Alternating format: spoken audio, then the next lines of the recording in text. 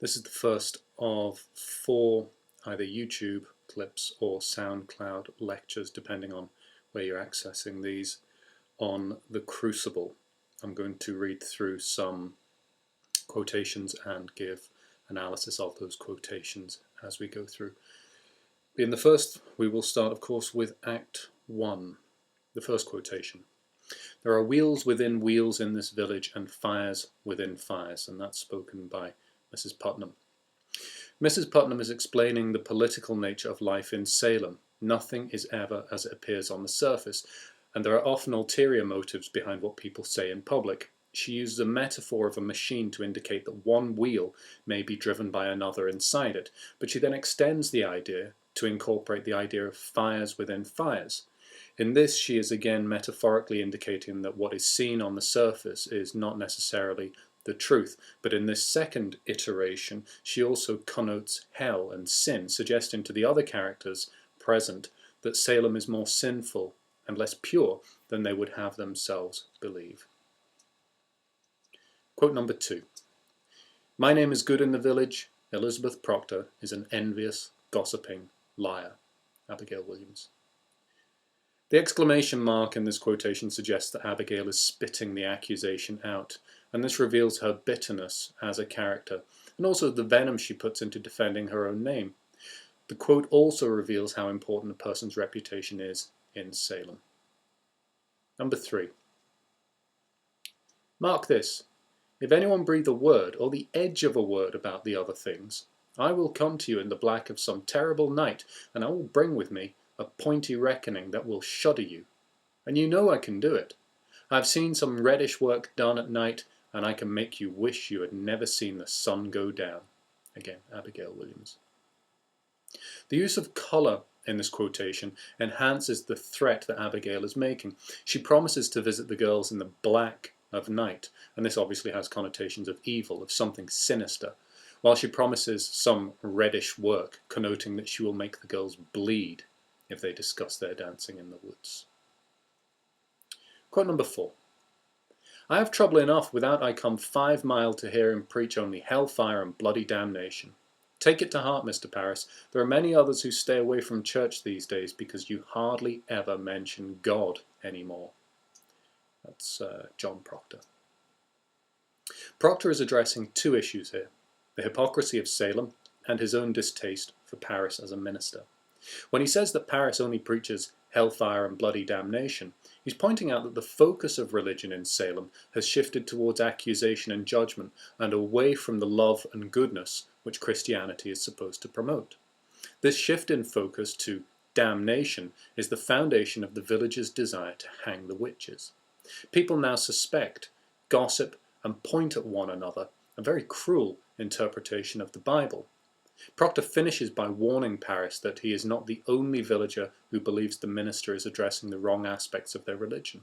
The final sentence has an edge of ironic humour to it.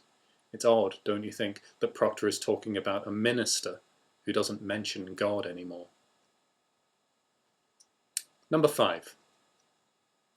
You're wicked yet, aren't you? John Proctor. This is early in the play, and Proctor's use of the word wicked suggests he enjoys Abigail's mischievous nature, but in a flirtatious way, and this attitude changes later when she threatens the life of his wife. Number 6. I looked for John Proctor that took me from my sleep and put knowledge in my heart.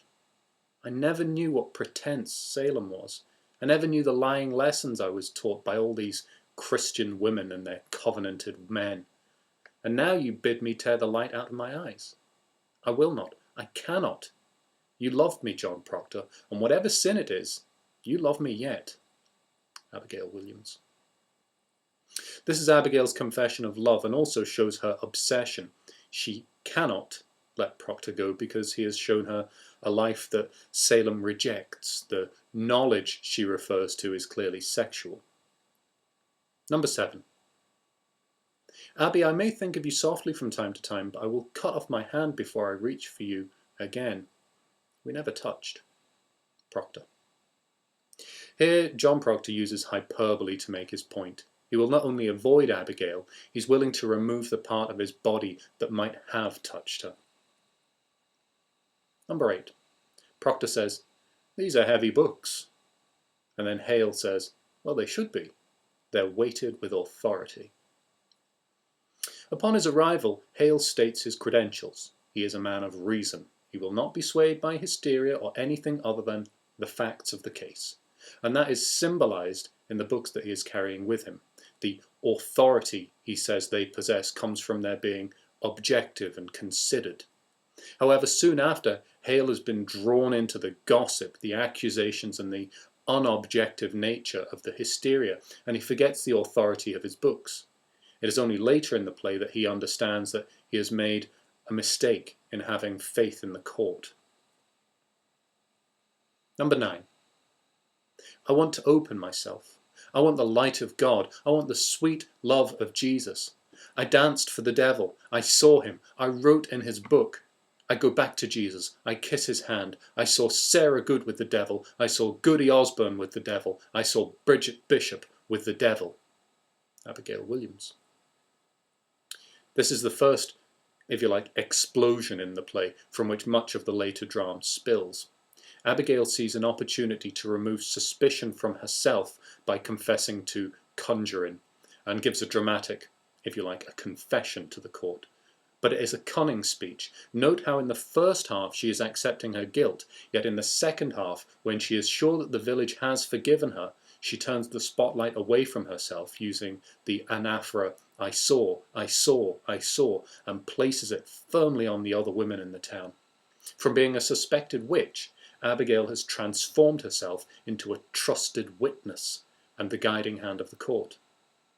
As an extra detail, note all of those exclamation marks showing the increasingly hysterical nature of her outburst.